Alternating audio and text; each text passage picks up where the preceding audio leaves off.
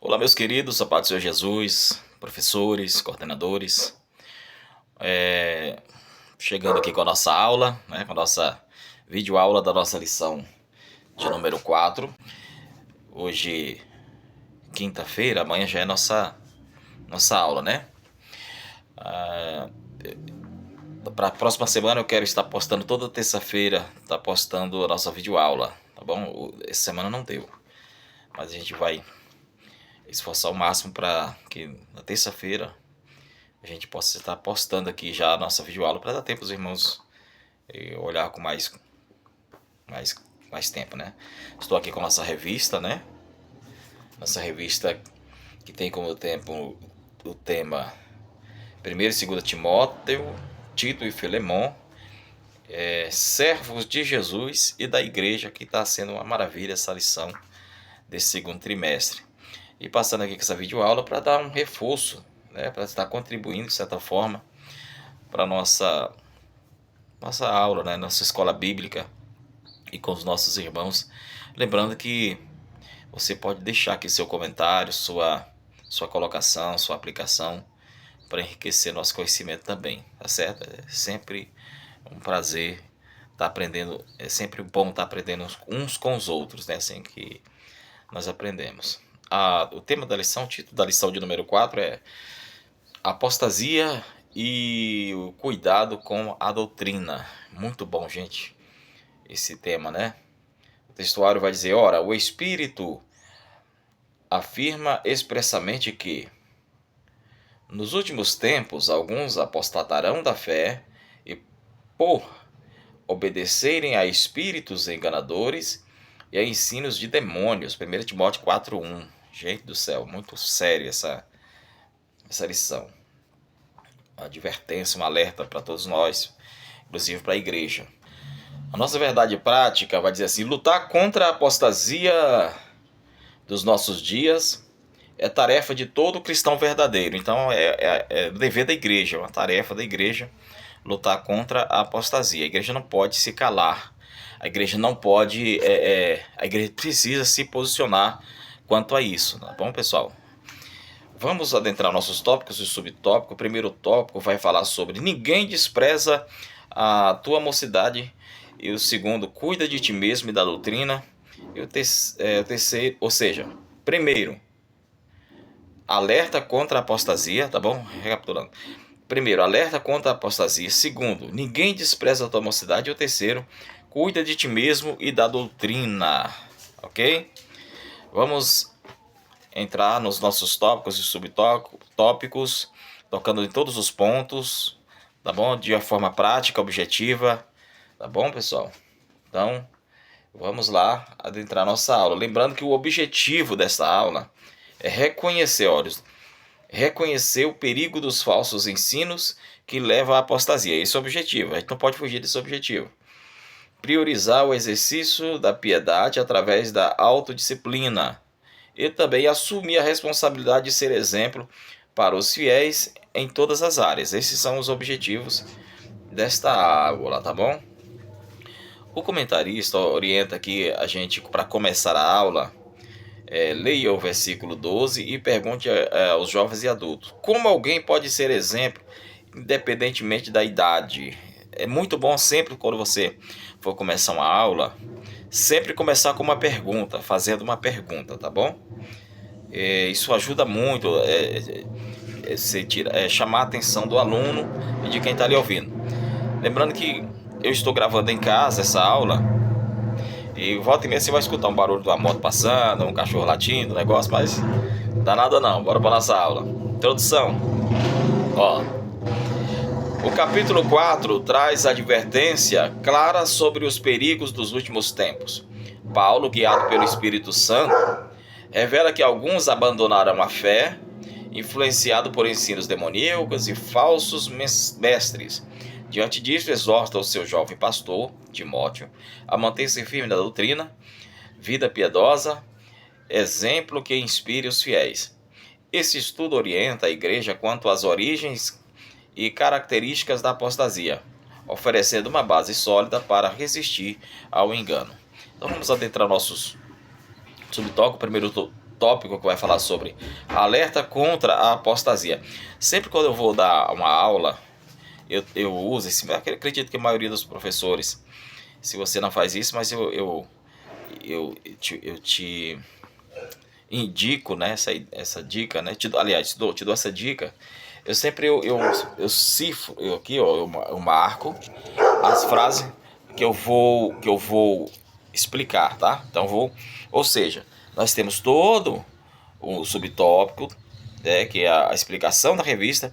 Aí eu separo aqui aquilo que me chamou a atenção, aquilo que eu vou fazer a aplicação. Por quê?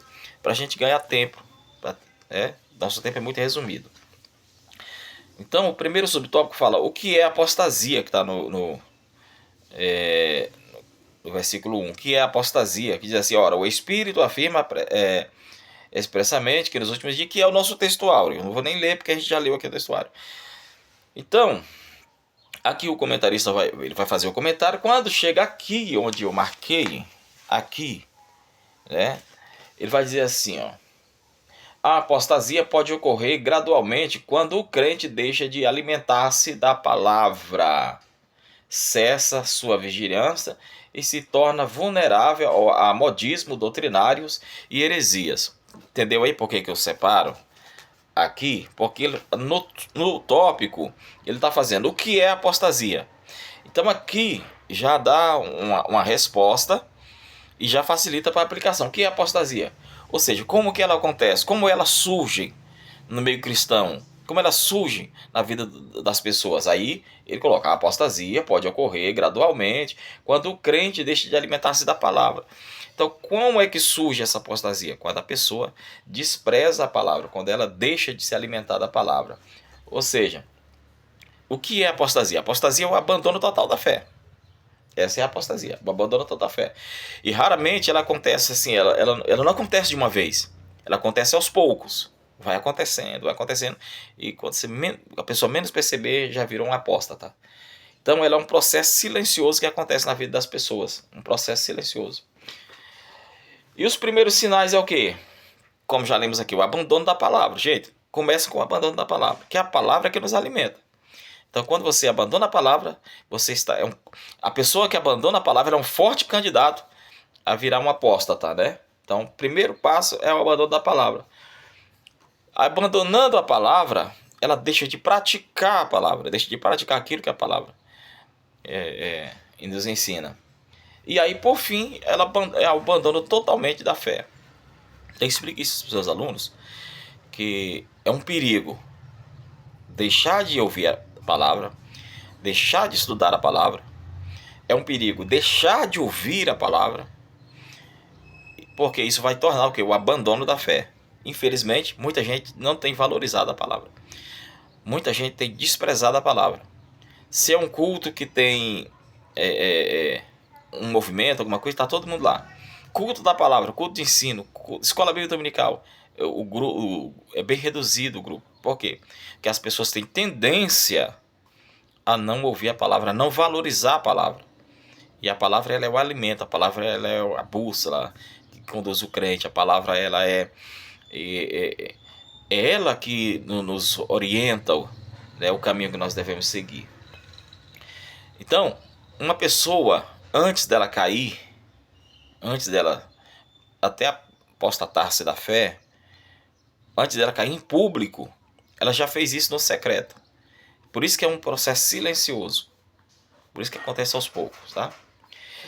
O comentarista coloca aqui ainda algo interessante. Lá no final do tópico, do subtópico, ele coloca assim, ó. Quem conhece bem a verdade tem mais condições de resistir ao engano. Quem conhece bem a verdade tem mais condições de resistir ao engano, tá? Porque o engano só domina quem não está firmado na verdade, quem não está firmado na palavra.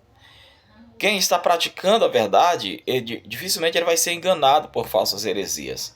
Por quê? Oséias 4,6 diz assim: o meu povo ele foi destruído por falta de conhecimento. Então as pessoas estão sendo levadas por vento de doutrina por falta de conhecimento. Não querem ter conhecimento. Então, a questão não é falta de igreja, irmão. Não é falta de igreja. O que está faltando para o povo é conhecimento. Igreja tem. Está faltando é conhecimento. Conhecer a verdade. Conheçamos e prossigamos em conhecer o Senhor. Tá bom? Então, Tiago 1:22 diz assim: sede praticante da palavra e não somente ouvinte. Então a palavra ela tem que ser praticada. Tá? Por quê? O diabo ele não teme quem escuta, ele teme quem pratica, quem vive. Tá? Então quem não conhece a verdade, qualquer vento de doutrina para ele lhe convence. Qualquer falácias lhe convence. Ele é um candidato fácil a ser convencido por qualquer vento de doutrina, qualquer coisa.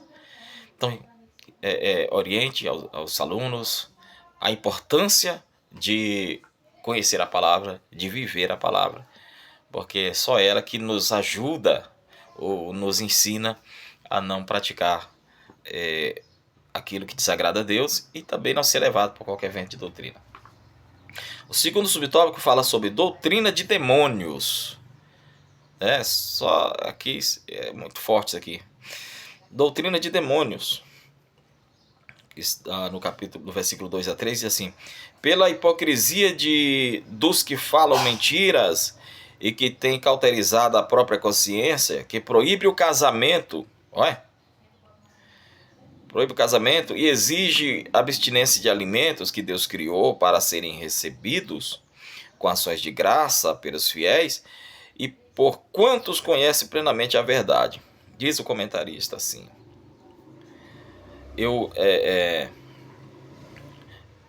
doutrina de demônios, eu selecionei aqui, né, da metade para o final, para estar fazendo a minha aplicação. Se você leu aí, tem outra parte aqui que você quer explicar, aí você pode deixar aqui no comentário, que aí tanto eu quanto os outros professores, coordenadores, vai estar absorvendo também sua linha de raciocínio, sua aplicação, tá bom? Ele coloca aqui, falando sobre doutrina de demônio, ele fala: entre essas práticas estão a doutrina de demônio. Entre essas práticas estão a proibição do casamento, a abstinência de alimento, elementos que Deus criou para serem recebidos com gratidão. Estas proibições parecem espirituais, mas negam a bondade da criação. Então, irmão, entre essas práticas está a proibição do casamento. Agora imagina uma coisa: os ensinos falsos, né? Ele afasta a pessoa da verdade de Deus, daquilo que a Bíblia nos ensina, deixando a mente da pessoa totalmente cauterizada, tá? Perdendo o quê? Perdendo a sensibilidade. Então, ideias que parecem boas, mas elas contradizem ao Evangelho. Imagine, irmão, proibir casamento. Pode ser de Deus uma coisa dessa? Como é que a pessoa vai proibir o casamento se é uma instituição criada por Deus? Gênesis 2:18, Deus vai dizer assim: não é bom que o homem esteja só. Olha, é o próprio Deus que está falando que não é bom que o homem esteja só. E a pessoa falar em proibir o casamento. Então, observe que Deus não está falando que é pecado. Olha, é pecado o homem estar só. Não, Deus não está falando isso. Ele está falando que não é bom. Então, assim, além de Hebreus, se você for olhar Hebreus no capítulo Hebreus 13:4, você vai ver: venerado entre todos seja o matrimônio. Tá? Então, mostrando que o casamento ele deve ser honrado e não proibido, né? A igreja, claro que existe algumas vertentes, algumas correntes teológicas, tipo a Igreja Católica, que ela tem o celibato como obrigatório, né? Eles defendem isso. A Igreja Ortodoxa não, ela defende que ela tem uma posição mais equilibrada. Os padres podem se casar, desde que seja antes da ordenação. Mas a Bíblia manda o que? Os líderes. Hein? A Bíblia manda os líderes a ser... A Bíblia não manda, né, os líderes a ser celibatário. Ao contrário. Paulo, se você for olhar o Pedro tinha sogra, né? Então, se ele tinha sogra, ele tinha esposa também, que está lá em Mateus 8,14. O que vamos ver também, Paulo, ele orienta os bispos a ser marido de uma só mulher. Então, celibatário, a proibição de casamento não tem nada, não tem nenhuma base bíblica, não tem nada na Bíblia que vai concordar com isso.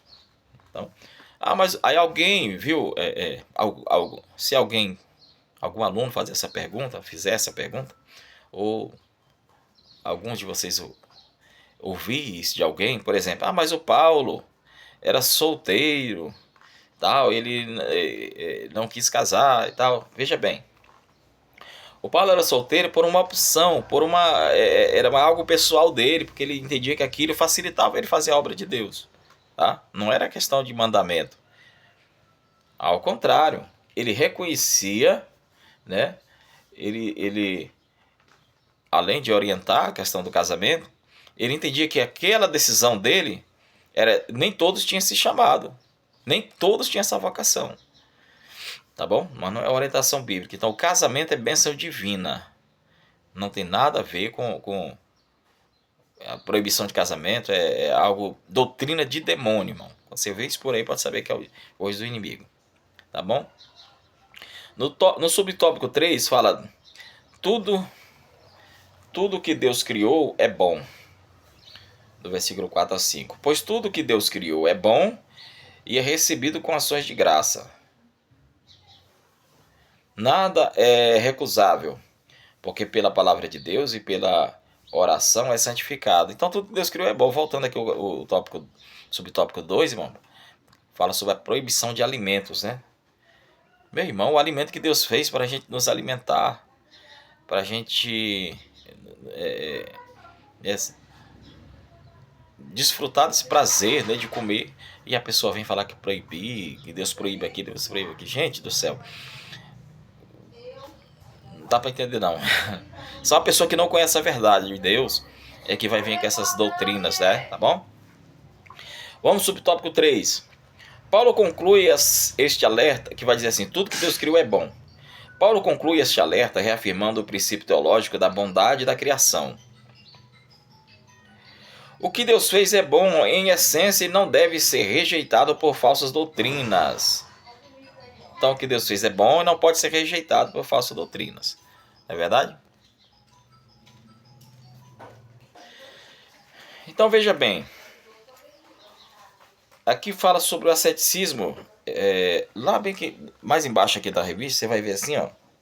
Mais ou menos aqui assim, ó. Você vai ver o comentarista colocando: essa verdade nos protege de extremos. Por um lado, evita o asceticismo. O que é o asceticismo? Ascetismo religioso é quando a pessoa ela abre mão de alguns prazeres. Por exemplo, o asceticismo ele é um problema, porque ele traz a ideia que quanto mais a pessoa sofre, quanto mais a pessoa se priva, quanto mais a pessoa se nega, mais santa ela fica, mais puro ela fica, né? Mais espiritual ela fica. Quando na verdade o que purifica o crente, o que purifica o cristão é o sangue de Cristo, irmão. Não existe essa abstenção de algumas coisas para me tornar mais puro. Porque o que purifica o que é? O sangue de Cristo que nos purifica de todo pecado. Então, se eu usar qualquer outro argumento para ser puro, para ser santo, eu estou invalidando o sangue de Cristo. O nome disso chama-se asceticismo. Efésios 2, 8 e 9 diz que pela graça sois salvos mediante a fé. Então, assim, o ascetismo ele é quando uma pessoa decide abrir mão de prazeres, né? Como conforto, abrir mão de alimentos, por exemplo. Asceticismo é quando a pessoa abre mão de comida, sexo, riqueza, tá bom? Lazer. Quando a pessoa abre mão de tudo isso para focar na vida espiritual. Porque Deus criou tudo isso para nós, para a gente desfrutar.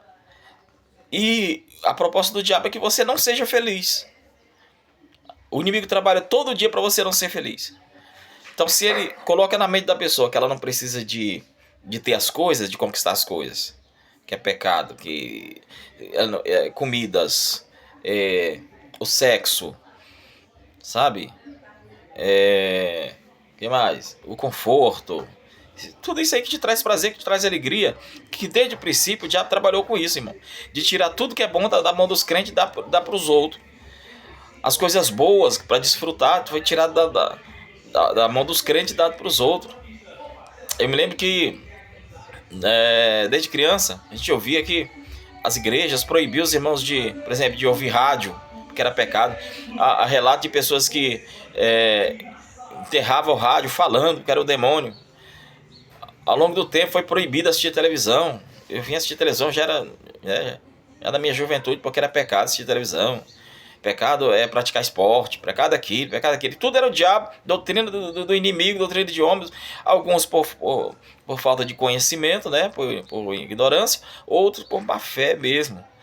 E tirando tudo isso aí da vida das pessoas, tirando os prazeres dessa vida das pessoas em busca de uma santidade, de uma purificação de forma errada. Ah, você não pode ir em tal lugar, não pode fazer aquilo, não pode fazer isso. Claro, e tudo com equilíbrio, mas foi tirado isso aí da gente por conta de buscar uma santidade. E a santidade se busca na oração, no jejum. A santidade se busca na intimidade com Deus. E não abrindo mão de coisas que o próprio Deus preparou para nós. Tá bom? Então, existem algumas coisas que não dá para conciliar dentro da vida, da jornada cristã. Por exemplo, que deve ser evitado. Por exemplo, o jejum frequente. Irmão, tem gente que jejuma e esquece que é gente. Tá? Esquece que é gente. Então, o jejum tem que ter equilíbrio. Inclusive, a Bíblia nos orienta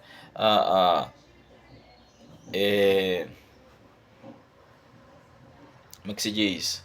Nos orienta ao esposo ou à esposa a não fazer isso por um período longo, para não ser tentado pelo diabo.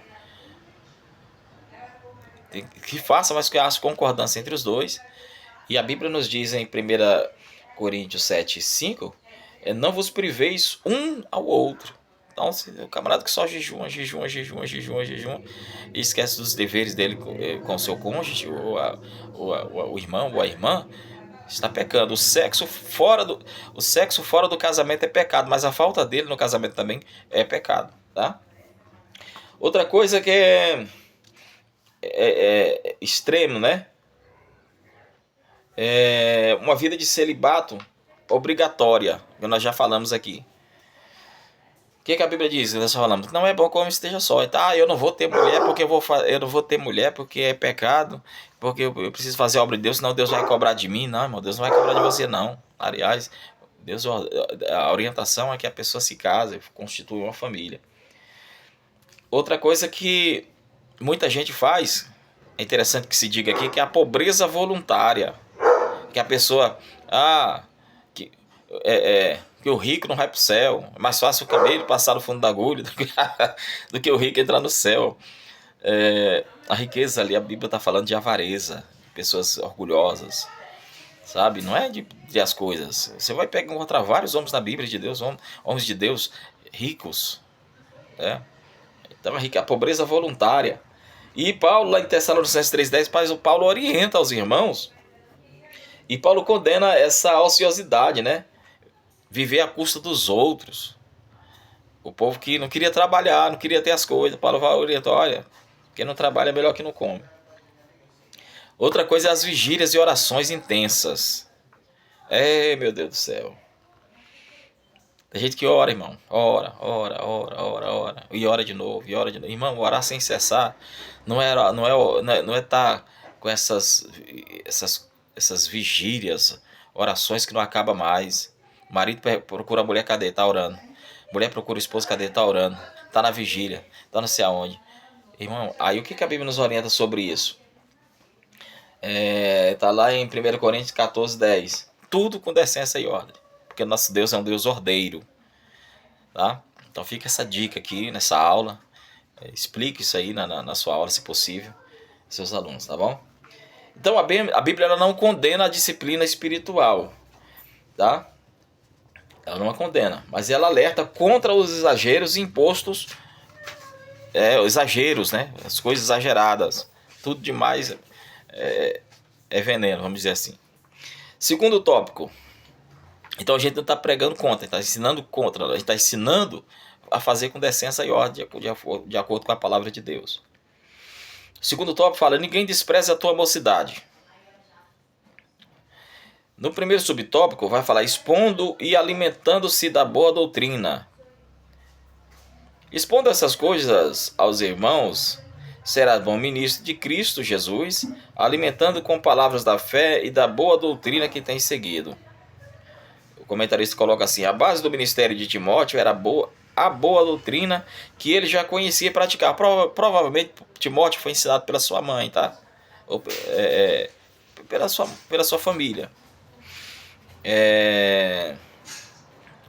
A expressão propor carrega a ideia de apresentar de forma clara e contínua os ensinamentos corretos aos irmãos.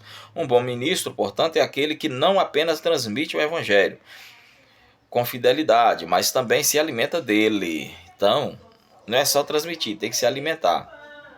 Nós vivemos dias em que muitos querem ensinar, mas poucos querem. Muitos querem ensinar, querem liderar, mas poucos querem se encher de conhecimento. Poucos querem se alimentar. E não é assim que nós aprendemos com a Bíblia. Romanos 12:7 diz, se é ministério, seja de ensinar, seja de ministrar, que haja dedicação ao ensino. Então, se tu quer ensinar, que haja dedicação. Busque conhecimento, busque a leitura, busque se alimenta da palavra de Deus para que você possa transmitir. Então, não é só transmitir, você tem que se alimentar dele. Entendeu? Então a ordem de Deus para... Você lembra que nós estudamos no tópico passado sobre Ezequiel? Nós estudamos no tópico passado e a ordem de Deus para Ezequiel era come este rolo, come o livro. Então antes de eu transmitir alguma coisa eu tenho que me alimentar. Tem muita gente querendo entregar mensagem, mas nunca mastigou, nunca comeu. Aí vai entregar o quê? Então, meus irmãos... Então, assim como o corpo ele precisa de alimento, precisa de comida, o homem de Deus, a mulher de Deus, precisa do Espírito, né? Ele precisa do Espírito, precisa da palavra. O Espírito precisa da palavra, na verdade, para se manter firme. Imagine que alguém que trabalha com restaurante, um garçom, um dono de restaurante, trabalha com restaurante, que ele serve comida ao povo. Ele só serve, ele não come.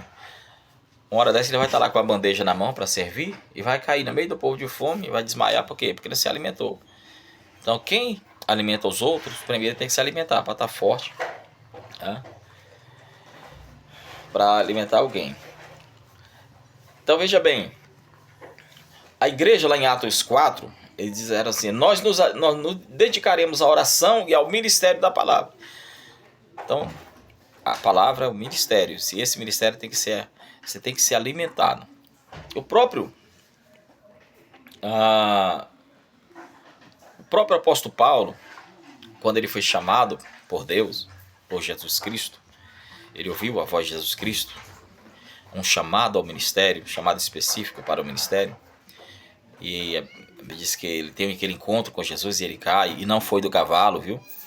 Ele cai, e ali ele tem esse encontro, Jesus fala com ele, e ele tem a sua vida transformada. E dali em diante ele vai ser orientado a procurar aprender. Ele vai passar por um tempo, né, de transformação. E essa transformação, eu quero abrir até um parênteses aqui para dizer para os irmãos, que muita gente fala assim, que Deus mudou o nome de Paulo para Saulo, viu? Deus não mudou, viu, irmão? Só um parênteses que eu estou abrindo aqui. Não, nunca ensine isso, que Deus mudou o nome de Paulo para Saulo. Tá bom? Deus nunca mudou o nome de Paulo para Saulo. Tá? Mas por quê, meu? Não vou explicar aqui porque a aula é outra. Mas comente aí, comente aqui, eu quero saber, que aí eu te falo depois. Aliás, quem não sabe, né? Tô falando assim, mas provavelmente você já sabe disso. Então o próprio apóstolo Paulo passou por um período de tempo, por um processo de aprendizado, para poder ensinar, para poder ter, para a gente ter esse recurso hoje aqui, tá bom? Então todo mundo tem que passar por esse processo, tá bom? Outra coisa que o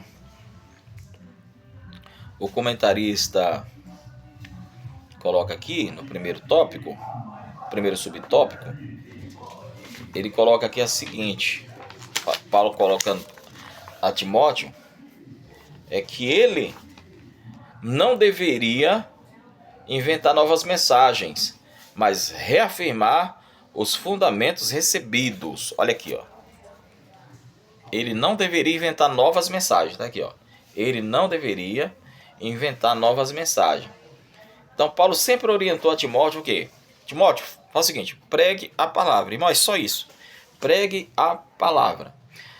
O apóstolo Paulo, ele foi claro quando ele disse assim, ó: o que eu recebi do Senhor, também vos ensinei. Então eu não preciso pregar outra coisa, só o que eu recebi do Senhor. Agora, como é que eu vou receber do Senhor se eu não busco? Como é que eu vou receber do Senhor se eu não me dedico? Tá? Então o púlpito não é um lugar de invencionice. O púlpito é um lugar de fidelidade, de realidade divina. De fidelidade divina. O púlpito não é lugar de invenção. Bora inventar isso aqui para ver se dá certo. Bora inventar isso aqui para ver se atrai pessoas. Bora inventar isso aqui para ver... Não, púlpito não é para inventar. Púlpito é para pregar a palavra. Ensinar a palavra. Claro que existe métodos, estratégias de evangelização, estratégia de alcançar vidas e tudo, mas tudo pautado na palavra, nada fora da palavra. 2, ele vai dizer assim, no subtópico 2, o exercício físico e a piedade, versículos 7 e 8. Mas rejeita as fábulas profundas e de velhas caducas, exercita-te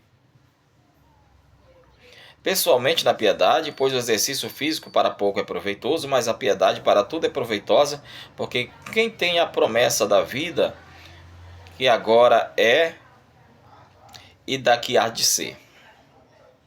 Veja bem, o comentarista coloca, eu vou ler daqui da metade para o final, para a gente ganhar tempo, tá? Eu vou colocando sempre aqui para os irmãos verem onde é que eu marquei, eu vou ler.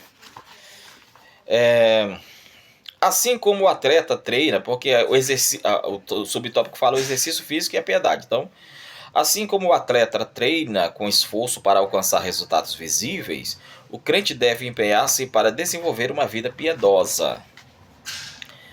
Então veja bem, o atleta ele não vive só de teoria, tá? Mas de treino e renúncia. Observe que o atleta ele é disciplinado. Um atleta ele tem disciplina para ele obter resultados visíveis, resultados, o resultado que ele precisa, ele precisa ser disciplinado. Então a primeira coisa é que ele não sai por aí comendo qualquer coisa. Ele sempre está atento à questão da alimentação, o que ele vai comer. E na jornada cristã, na caminhada cristã, o crente não pode também sair comendo por aí. Ele tem que ter uma dieta espiritual. Tá? Uma dieta espiritual. Ele não pode sair por aí comendo qualquer coisa, irmão. Porque a internet está aí colocando na mesa do crente um bocado de coisa que não pode comer. Nem tudo que tem numa livraria cristã é recomendável para a gente comer. Porque a gente é o que a gente come. Quer seja fisicamente, né, do alimento, naturalmente, intelectualmente e espiritualmente. A gente é o que a gente come. Entendeu? Então pergunte aí para os seus alunos, o que você tem se alimentado? De que você tem se alimentado? Qual é o alimento que você tem buscado? Tem muita gente deixando de se alimentar, de ir para o curso de doutrina da escola bíblica, de ir para a igreja, se alimentar da palavra, para estar se alimentando na internet, de pessoas que não têm igreja, pessoas que não têm liderança, pessoas que não têm submissão à liderança. Essas pessoas só vão lhe ensinar coisas que vão te destruir a tua jornada cristã. Porque elas não buscam, elas não têm alimento para te dar. Então explique isso para os seus alunos, que é muito importante conscientizar as pessoas de que ela precisa saber do que ela está se alimentando. Porque às vezes a pessoa pega um versículo, texto isolado, sem contexto, e faz uma aplicação e você se alimenta disso aí, isso vai dar problema. Quantas igrejas estão aí pregando heresias? Quantas pessoas estão pregando, ensinando heresias? Por quê? Porque se alimentou de falsos ensinos, de engano. Pegou textos isolados e não fez uma aplicação correta e agora está aí. E isso, irmão, vai virando uma bola de neve por muitos anos. Tem muita gente preso, né, em coisa que foi ensinada lá no passado, ensinado de forma errada, e não abre a mente para aprender de jeito nenhum. Por mais que você ensine, por mais que você se dedique ao ensino, você chega para a pessoa e mostra, elas não querem aprender, porque ouviram, se alimentaram daquilo. E você é o que você se alimenta. Se você se alimenta a coisa errada, você vai ser uma pessoa que vai viver uma vida errada. Se você alimenta a coisa certa, você vai levar uma vida correta na presença do Senhor. Tá bom? Uma outra característica do atleta é que ele não anda sem direção. O atleta, ele não anda sem direção. Ele sabe onde ele quer chegar. Ele sabe onde ele precisa chegar. Então ele tem um foco. Ele sabe. Ele tem um objetivo. O atleta, você não vê um atleta correndo para frente, daqui a pouco ele está voltando, daqui a pouco ele vai correndo de lado. Não, você vai ver. O atleta, ele tem um fim, ele tem um alvo a seguir. Então nossa jornada cristã tem que ser do mesmo jeito. A gente tem um alvo a chegar. E esse alvo não é terreno. Esse alvo é o céu, onde a gente quer chegar. Tá bom? Então ele vive uma vida de renúncia também, porque ele tem um alvo. Então não existe vida piedosa, né? O subtópico fala sobre o exercício físico e a piedade, e não existe uma vida piedosa sem renúncia. Provavelmente tem muita gente que leva uma vida de piedade, mas não quer renunciar. Não? Outra característica do atleta, Paulo está falando assim, dando esse exemplo aqui, é que ele, por exemplo, ele treina, ele não treina só quando tem vontade. Às vezes, quem sabe, o atleta ele tá cansado, exausto, autoestima, né, lá embaixo. Mas ele sabe que ele precisa treinar. Opa, eu tenho um objetivo. Eu vou assim mesmo. Então o que a gente aprende aqui? Que na vida espiritual não é sobre o que eu sinto. É sobre decisão. Tá? É sobre decisão. Quem busca só quando sente, quando tem vontade, nunca cresce, irmão. Então assim, tá sem vontade de orar? Ore até sentir vontade. Tá sem vontade de ler a palavra? Leia até sentir gosto pela palavra. Mas tem que ser disciplina, decisão. É isso que eu quero. Entendeu? É isso que a gente aprende. A diferença entre o atleta e a vida cristã é que a coroa do atleta, o troféu do atleta, ele perece. Mas o troféu do cristão, ele é eterno. Amém? Vamos ao terceiro subtópico, que fala assim: exemplo em tudo. Ordena e ensina estas coisas. Ninguém despreza a tua mocidade, pelo contrário, torna-se padrão dos fiéis na palavra, no procedimento, no amor, na fé e na pureza. Mesmo sendo jovem, Timóteo foi chamado para liderar com autoridade e exemplo. Paulo incentiva a ser padrão em 5 áreas essenciais da vida cristã: palavra, procedimento, amor, fé e pureza. Palavra, procedimento, fé, amor e pureza. Palavra por quê? Porque o que eu falo, irmão, ele revela quem eu sou. A pessoa tem que ter palavra. A pessoa tem que ter posicionamento firme. Não pode estar cocheando dois pensamentos. Hoje eu falo uma coisa, amanhã eu falo outra. Hoje eu estou de um jeito, amanhã eu estou do outro. Então tem que ter posicionamento. Procedimento por quê? Porque o que eu faço também confirma que eu sou. O mundo, ele pode não ler a Bíblia, mas ele vai ler a minha vida. Onde eu passar, o mundo está de olho em mim. O que eu faço, eles estão de olho em mim. Então, as pessoas, eles não vão ouvir a minha pregação com o ouvido. Eles vão ouvir primeiro com os olhos. Dependendo daquilo que eles veem, é que eles vão ouvir. Então, tem muita gente que, se eu prego uma coisa, mas eu vivo outra, a minha palavra ela não tem peso. Ela não tem validade, tá? Ela não vai surtir efeito nenhum, tá? E por que Paulo orienta também a questão do amor? Porque o amor, ele é a marca visível do verdadeiro cristão. Eu sempre digo que o amor, ele é o termômetro da minha santidade. Dependendo como eu amo, o tanto que eu amo é o tanto que eu sou santo. Eita, fulano é santo. Pensa no homem santo, aquele homem ali. Mas e aí? Ele ama, o tanto que ele mostra ser santo. Ele pratica o amor na vida dele. Então, você reconhece o amor na vida de pessoa, a santidade da vida da pessoa, de acordo com o amor que ele pratica. Outra coisa que Paulo fala aqui sobre a fé, porque a fé é o combustível espiritual do crente, né? A fé, ela não é emoção, ela é convicção. É continuar crendo mesmo quando todo mundo diz não. Você continua crendo. O mundo está indo pregando tudo ao contrário, o mundo está indo fazendo tudo ao contrário, mas você está indo na contramão. Isso é fé. Tá? A pureza, também Paulo orienta Timóteo aqui sobre a pureza. Porque a pureza, ela representa, ela fala sobre santidade. E a santidade, ela é que sustenta a presença de Deus em nossas vidas. Tá?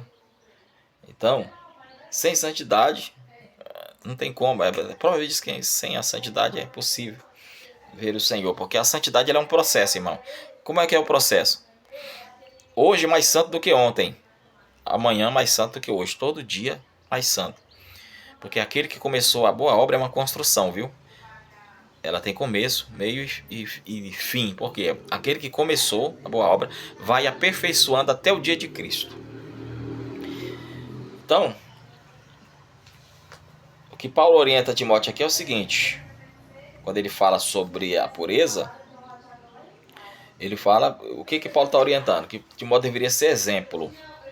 Então, irmão, oriente aos alunos o seguinte: seja exemplo, porque alguém está de olho em você.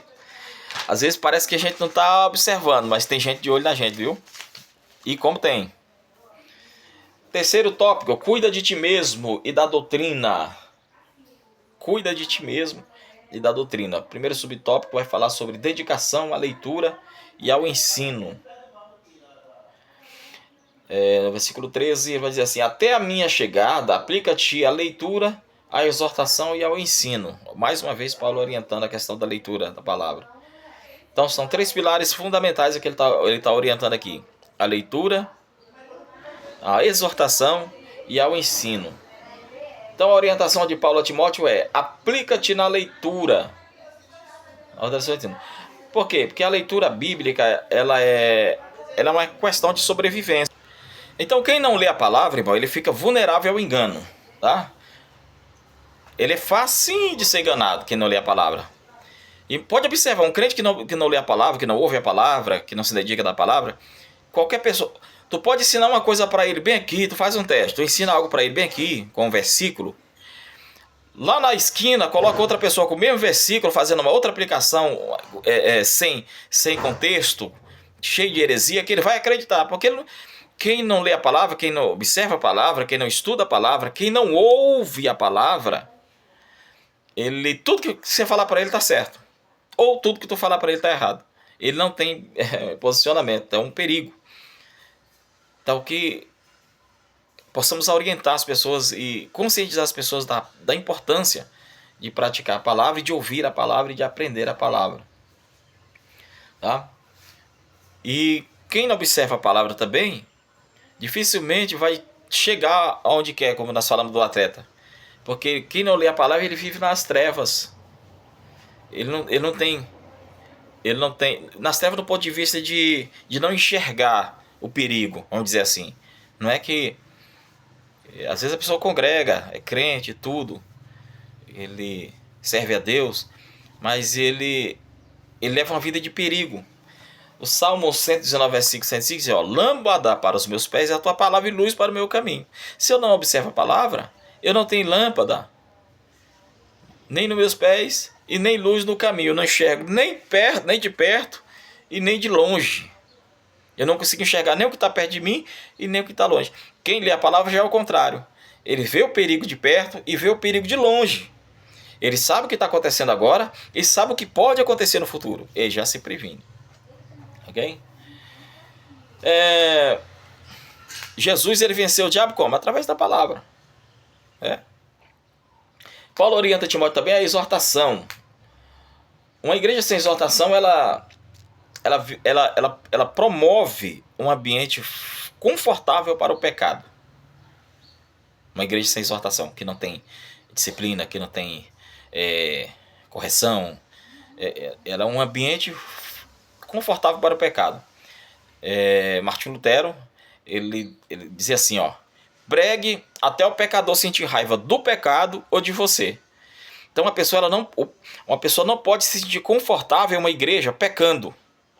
Se ela se sentir confortável dentro de uma igreja fazendo o que é errado, alguma coisa está errada nessa igreja. Não está sendo confrontado o pecado nessa igreja. Eu vou para tal igreja porque lá eu posso ficar à vontade, posso pecar e ficar à vontade. Alguma coisa está errada, porque pecado não combina com uma vida de quem prega a palavra. Tá bom? Onde a palavra chega, o pecado tem que sair. Não tem como. Ou fica o pecado, ou fica a palavra. Certo? Paulo orienta Timóteo também que é o ensino. Aplica-te na leitura da palavra, da exortação e ao ensino. A orientação de Paulo para Timóteo é que, se você ler a orientação de Paulo a Timóteo, é que o obreiro esteja apto para ensinar, tanto com a palavra como com a vida, que nós ensinamos assim também. Tá?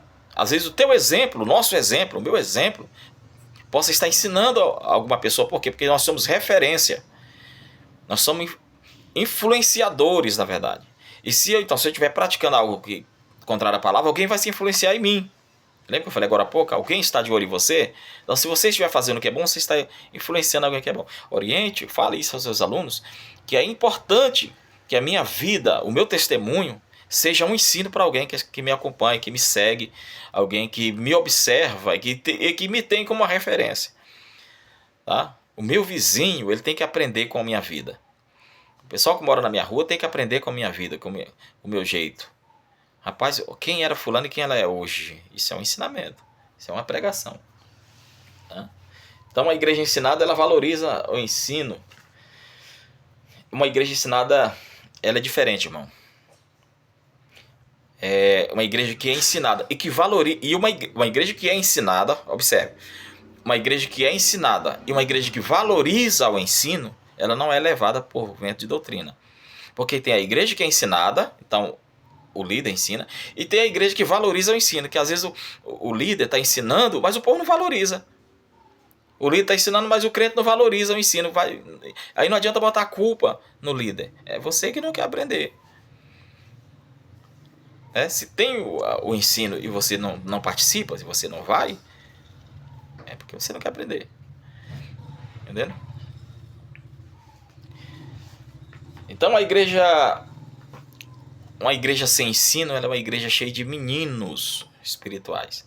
Quando tu vê essas igrejas aí que só tem menino, gente que só faz meninice, gente que só faz coisa que, sabe, que não edifica nada, pode saber, não tem ensino, não tem palavra. Pergunta alguma coisa de Bíblia, não tem. Não existe culto de ensino. Existe culto de tudo você pensar. Do sapato de fogo, do tapete de fogo, do manto de fogo, não sei de que e tal. De ensino não tem. Então oriente, é bom orientarmos as pessoas, aos alunos, é que a importância da palavra. Tá? Hoje se dedica muito tempo, irmão, a tanta coisa, dentro de um espaço de um culto. Tem tempo para tudo, mas o tempo da palavra é bem curtinho, bem pouquinho. Então, a palavra, ela é o prato principal da igreja, dentro da visão evangelística. Paulo fala aqui também para Timóteo, vamos ao segundo tópico. Você pode ler o tópico todinho, fazer sua aplicação, tá? Isso aqui, eu não estou fazendo esse vídeo aqui para engessar você, ó. Tem que ser assim. Eu estou aqui para fazer um suporte, tá bom, pessoal? Segundo subtópico, zelo com o dom recebido. Isso é importante demais. Versículo 14: não te faças negligente para com o dom que há em ti, o qual te foi concedido mediante profecia com imposição de mãos do presbitério. Da metade para o final, foi onde eu selecionei, da metade para o final, vou aproximar aqui para você ver. Da metade para o final tá aí, ó. Tá dizendo assim, Deus capacita, mas cabe ao servo manter-se aceso o fogo, tá bom? Por quê? Se você for observar essa questão de bater, é muito interessante que Paulo diz aqui, ó. 2 Timóteo 2,6, Paulo diz o seguinte: por isso te lembro que despertes o dom de Deus que é em ti. Paulo está repetindo a Timóteo. E se ele está repetindo é porque é importante manter esse fogo aceso. É tão importante que o apóstolo faz questão de repetir. Aqui, tá? Aí tem gente querendo funcionar sem depender de Deus, irmão. Quer funcionar sem depender da fonte. Achando que o fogo vai se manter aceso sozinho. Não vai. Fogo que não é alimentado, ele se apaga. Lembra de Levítico 6, lá em Levítico 6,13? O fogo arderá continuamente sobre o altar, não se apagará, porque o fogo não pode apagar. Então, aquilo aponta para hoje. Por exemplo, se o fogo lá não podia apagar no altar, não pode também apagar na minha vida hoje. Eu tenho que manter esse fogo aceso. Tá? Esse fogo precisa estar aceso também em nossas vidas. E como manter esse fogo aceso? Tá? Como é que eu vou manter esse fogo aceso? Na oração, no jejum, na leitura da palavra, na intimidade com Deus, no secreto, no quarto de guerra ali, buscando a presença de Deus. Tá bom? Então, é importante o que Paulo fala aqui para Timóteo, que Deus capacita, mas cabe ao servo manter o fogo aceso, porque manter o fogo aceso não é Deus que vai manter esse fogo aceso. Cabe a mim.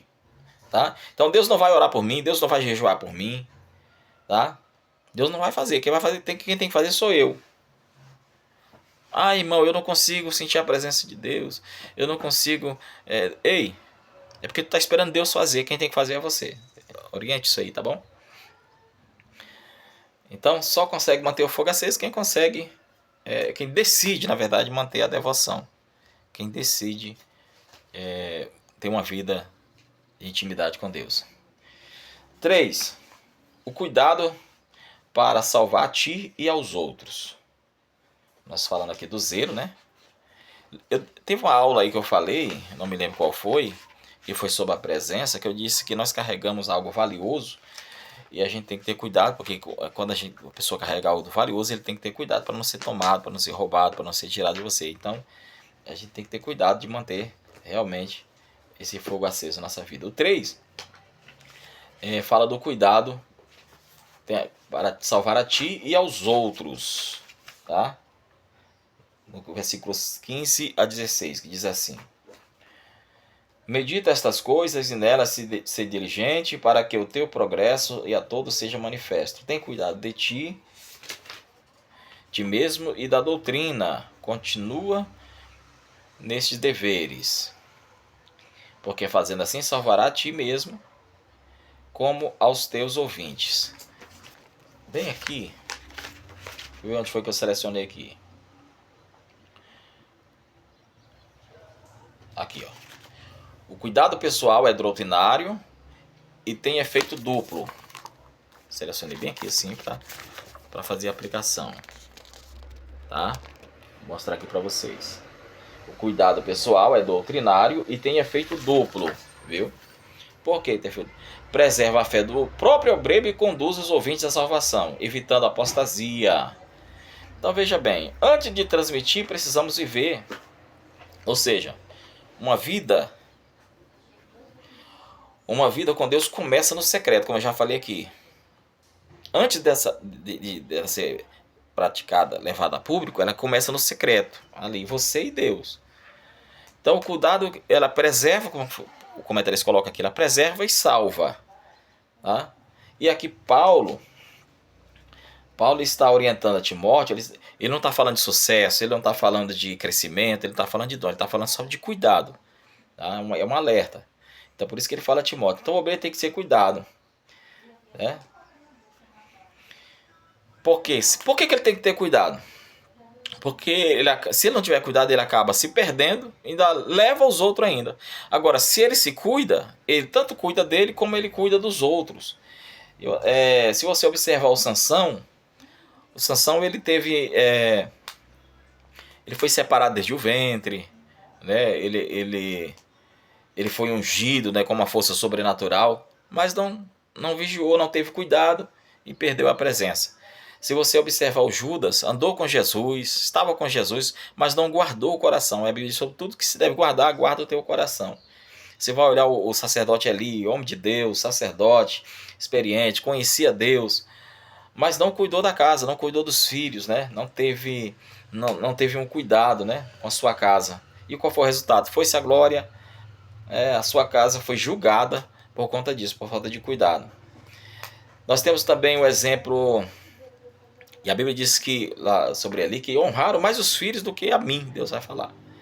Nós temos o exemplo de Nadab e Abiú, que ofereceram fogo estranho ao Senhor, não cuidou do ministério, não teve compromisso também e foram consumidos. Temos Uzá também, que não teve cuidado, não prestou atenção, a distração traz prejuízo espiritual na vida ministerial.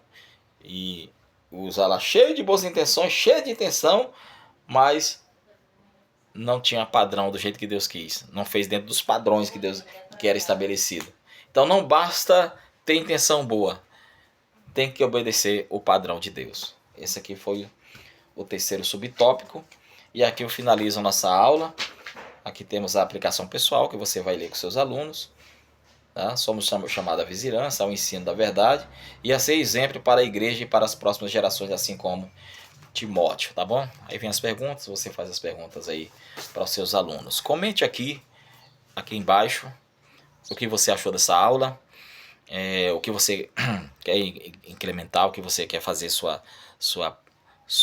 colocação, para que possamos aprender com você também.